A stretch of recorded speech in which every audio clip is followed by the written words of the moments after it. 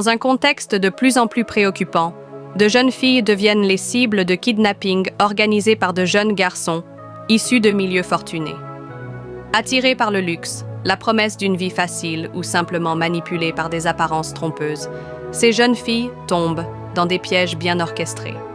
Cette histoire vise à sensibiliser sur les dangers réels qui se cachent derrière certaines séductions et à encourager la vigilance, l'éducation et la protection des plus vulnérables. Abonne-toi à la chaîne pour ne rien manquer de cette histoire. En plein après-midi, dans une rue animée mais banale, un véhicule de luxe est garé non loin d'un trottoir.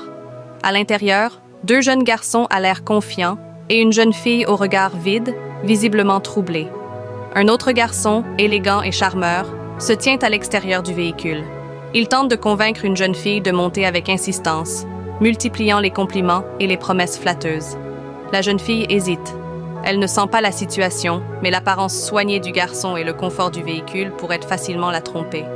Non loin, un jeune mendiant observe la scène, caché dans l'ombre d'un mur. Il comprend rapidement ce qui se trame. D'un geste discret et maîtrisé, il capte l'attention de la jeune fille et lui fait un signe clair. Ne monte pas, ce sont des malfrats.